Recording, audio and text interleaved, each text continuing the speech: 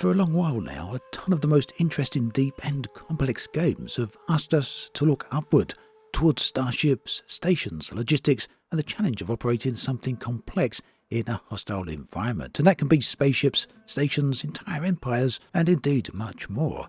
Occasionally though, a game appears from a very different direction and it still scratches that very same itch. And that is very much the impression given to me by Soulmask's upcoming Shifting Sands expansion. I've been playing this for a while at this point, and on the surface this is an ancient world survival game, but it's now moving into a new realm where Egyptian myth meets what can only be described as advanced technology. So what caught my attention here is more than just the beautiful settings. Instead it's the machinery of the update itself, and Shifting Sands adds anti-gravity vessels that can be built out as mobile bases, armed, customised and then crewed by your tribesmen. Soulmask 1.0 then, along with the Shifting Sands DLC, are releasing on the 10th of April. The DLC is going to be entirely free during the launch period, so well worth picking that up. Now, this video is sponsored by the developers of the game, so please do check out the links in the video description for everything you need to know. Right here then, I'm aboard my ship, and yeah, I've gone all out and given it a pretty specific aesthetic. Below, down there, is a ramp, a set of stairs that goes down to what I've called the Obsidian Hold. This is an area of the ship which is just for my character. My crew are not to go there under any circumstances because, yeah, this is my little space, a private little area, which I'll come back to later in the video. Meanwhile, up here, what I call the main deck or the crafting deck, we got a bunch of tool stations there. We'll have a look at those in a second. But I want to show you the beautiful views that can be found all throughout this game. It is Egyptian based here, as I think you'll notice for some of the aesthetic there. There's a pyramid in the distance, but also some old ruins. There's some just beautiful jungle environments. And this ship allows me to explore all of that, both in the rivers, but perhaps more surprisingly, by the fact that this ship can actually get up in the air, thanks to its gravitational engines, its anti-grav engines, and fly around. And we can probably see a few of those up in the sky throughout this video, as some of the other ships are driving around and flying around. Now this is the crew deck. I've actually dismissed the crew at the moment because I want to show you this completely empty for your first impressions, just so you can get an idea of the entire endeavour here. Kind of relaxing, kind of chilled, carpeted this all out. We've got a few nice, somewhat tropical plants dotted around, and there's some seats here for the crew members, and each of them is going to have a room. So this is something I'll be spending more time on in the future because, yeah, this game has got a whole ton of it. It just makes you want to keep coming back. So as I say, we've got an empty room here for crew members and for myself as well. And this will be outfitted with beds, furniture and all the other lovely stuff that people really do need. Now you can see we've got some guardians here, some statues going up to the top deck, which is my favourite part of the ship. And this, as you can see, we have a lovely view on here. Again, a little bit higher up than where we were just now. You can see all those floating islands, things you can actually get to, in fact. Your ship actually comes in very handy for that. And in fact, any of you who've been watching my channel for any length of time will know I absolutely love exploration in games. And whether that's up in space from going to planet, or whether it's just environments like this, well, it's just something I love to explore. And this ship is the perfect solution to that. And as you can see, my upper deck is somewhat of an open plaza. Turning it slowly into a garden, and this is again another real nice, relaxing, chill environment, which I'm going to be expanding more on over the coming weeks and over the coming months. Zooming out, you can see exactly how my ship is structured, and we're going to get moving here. Like I say, we can go down these riverways, get to all these different little islands and other nooks and crannies to explore. And yes, this is one of the larger ships, so it can get a little bit tight going through some of these areas, but that's not a problem. But I'll tell you what, where things get really interesting is the fact that we can get up into the sky.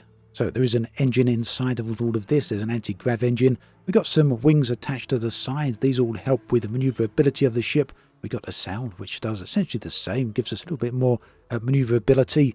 And to all intents and purposes, we can go absolutely wherever we like. The other nice thing is that we can simply stop wherever we want, hover in the sky, and we've got a mobile platform, a mobile base. And after you've explored the sky somewhat, you're totally free to settle back down in the riverways and make your progress in a bit more of a traditional manner.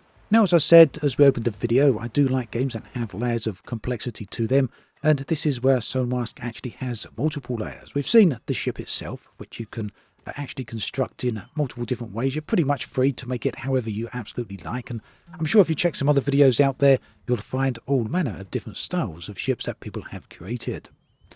But another layer here is how we can actually operate the ship, in addition to the fact that we've got NPC tribes members here, which you can take control of if you wish, as I've done here. That essentially allows you to switch between bodies. Just switching back to myself. But it all comes together rather nicely when you have your crew operating all of the machinery here on your machine deck. Now, here's where it gets really interesting, because the ship, it can be more than just a home. It can be a full-on combat vessel. As you can see here, you can equip weapons and get involved in full-on combat. This is very interesting indeed if you want to go that way. Personally, I didn't go that way because if you've watched my YouTube channel for any length of time, you'll know I'm very much into exploration and building a home. So, yeah, nice to know this is an option if you want to go there. And also, what's more, this directly comes back to the crew we're talking about right here. You can assign crew members to the weapons if you so wish. They can control the guns of the ship if you've got guns equipped. This isn't a combat vessel, it's more of an exploration one, so I don't have that. But you can do that if you wish. Meanwhile, lovely watching all the machinery in action there as my crew would go about their business, building me everything that they need to build. Now, naturally, the game does have combat and lots of it. Various different combat systems here. I'm using melee weapons, big sword here. I've also got dual wielding set up. But before we get to combat, I want to show you something else, something I've really liked here. And this is the main aspect of the game. It's in the title, and this is all about different masks, hence the title Soulmask. Each mask allows you to take on a different function. Some of them are exploration based, so stealth maybe. Some are combat focused, they'll allow you to tank enemies. And then you've got this one, which is new for shifting sands and allows you to fly. And that's very useful for this particular dungeon because it is multi-layered. Some of it's very difficult to get to, so we can simply just fly there. Now, masks aren't just purely about something that you can wear and upgrade in that sense. They also have mask nodes, repair nodes, that allow you to progress and upgrade the mask over time. You need, in this case, green crystals to do it for this particular mask, the one I've just been showing you, Celestial Wings. And then you can see you can unlock these nodes, giving you extra capabilities. Each mask has its own progression node. But let's take a step back for a moment, because the area you just saw me flying around is the interior of the Holy Ruins, actually quite deep down, a few levels underground in fact. Initially, we start off outside and we've got to work our way in.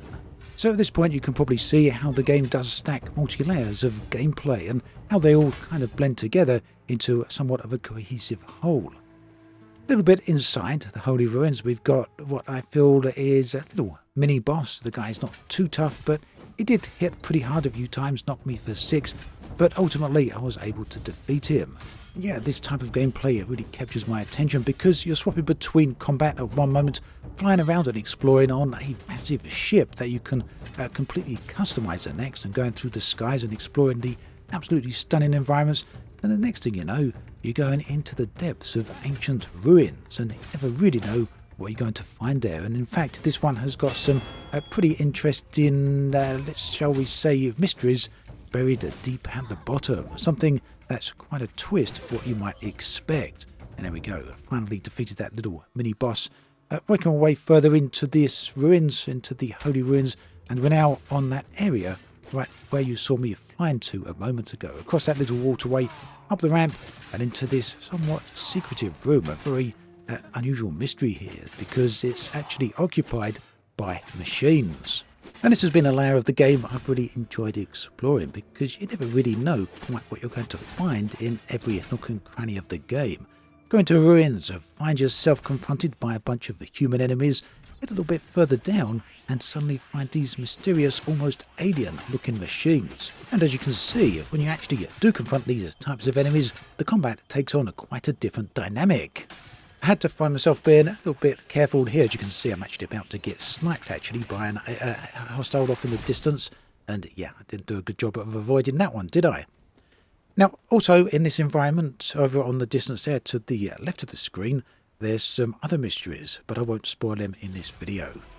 Now, earlier on, we touched on the masks that are available in the game. There's a specific way of obtaining them, and it's somewhat of well, you might have guessed, you have to defeat some bosses. The boss here is especially spectacular. You got a few different rounds here, and this one was somewhat, well, it's quite a surprise to me. Both a lot of fun to engage with and quite a bit of a challenge as well. Just look at that monster coming over here. So timing is everything here. I'm not especially great when it comes to the timing, and it took me quite a few attempts to not get caught in every single snap. Unfortunately, I still get knocked down quite a few times because, well, his attacks are pretty spectacular and pretty epic, aren't they? He also has quite a few different phases to the attack. As we progress through the boss fight, we eventually see the water disappearing and everything turn into mud, which actually leads to some pretty spectacular effects.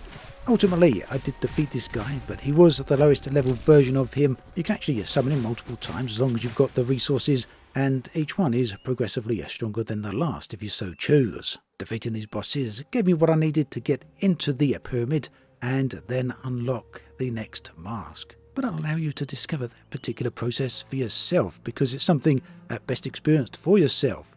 Meanwhile, back on my ship, sharing a beautiful view here with my crew, and yeah, some more threats on the horizon there. I bet you thought I'd forgot, hadn't you? The Obsidian Hold, I mentioned this right at the start of my video.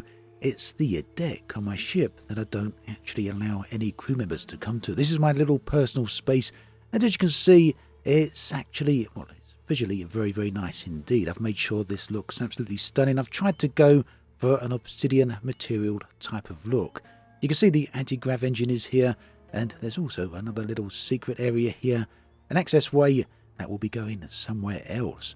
So as you can see, this area needs to be outfitted. I've got another area planned.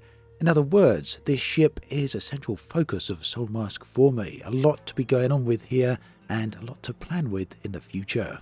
I've been enjoying myself then with the game. If you want to find out more, do check out that link in the video description.